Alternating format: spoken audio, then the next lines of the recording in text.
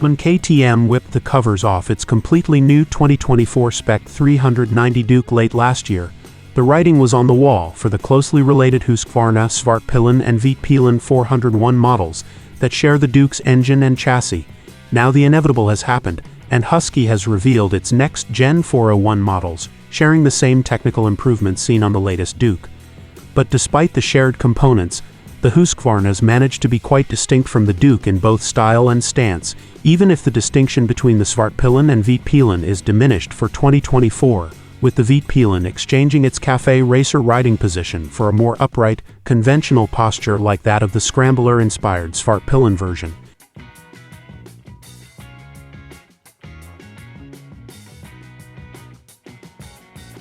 The KTM LC4c engine is the same unit used in the latest generation, 2024 KTM 390 Duke, and despite its similarity to the previous 373cc LC4 single, it's actually a completely revamped design. The capacity rises to 399cc for 2024 thanks a 64mm stroke, 4mm more than before, coupled to the same 89mm bore used in the old model.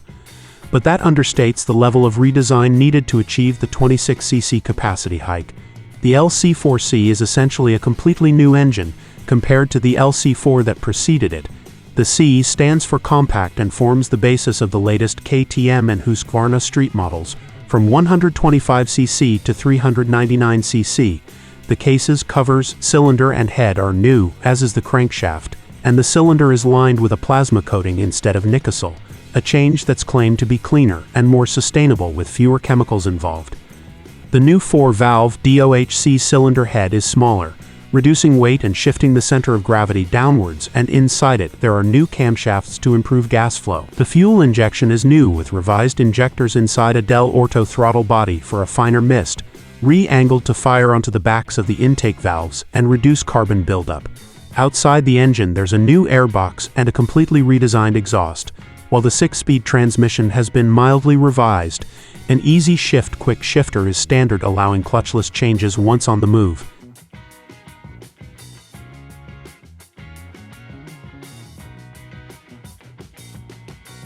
Like the engine, the central section of the chassis used on both the Svartpilen and Vitpilen 401 is directly from the 2024 KTM 390 Duke, including the suspension components. But the Husqvarna models feature their own distinct tubular steel subframe instead of the KTM cast aluminium design. The frame itself is still a steel trellis design, like its predecessor, but with a different layout and thickness of the tubing, which is hydroformed and robot welded to ensure strength and consistency. At the back, the rear shock has been offset to the right to make space for the new airbox and allow a lower seat height, and both the Vitpilen and Svartpilen share a longer wheelbase than before at 1357mm.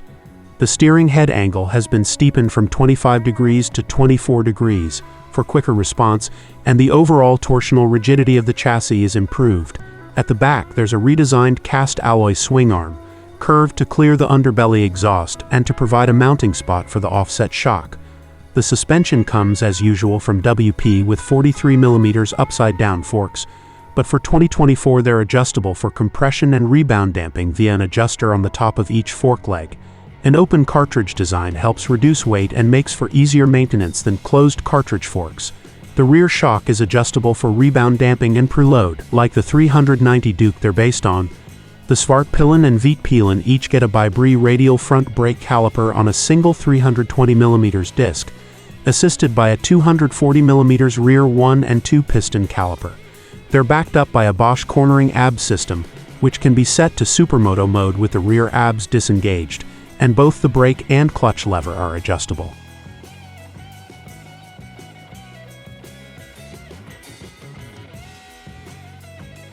A change in ergonomics on the street-biased Vitpilen is the biggest departure for the whole range in 2024, ditching its predecessor's low-barred, forward-hunched café racer posture for something a bit more usable.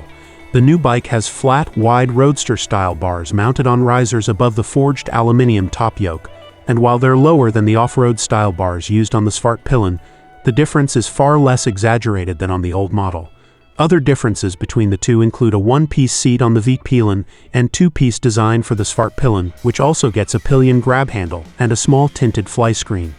The new bodywork retains the distinctive look of the previous generation, but when seen side by side with the old model, the changes are substantial.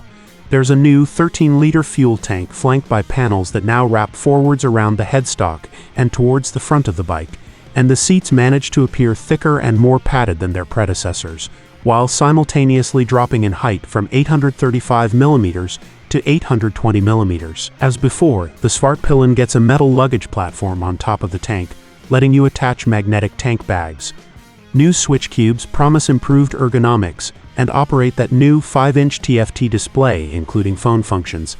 There's no word yet on fuel consumption, but the 13-liter tank with one 5-liter reserve is substantially bigger than the small 9 5-liter design used on the old models, so range is sure to be increased. When it comes to running costs, the bikes are designed to be easy to service and have intervals of 10,000 kilometers between oil and filter changes after an initial 1,000 kilometers check.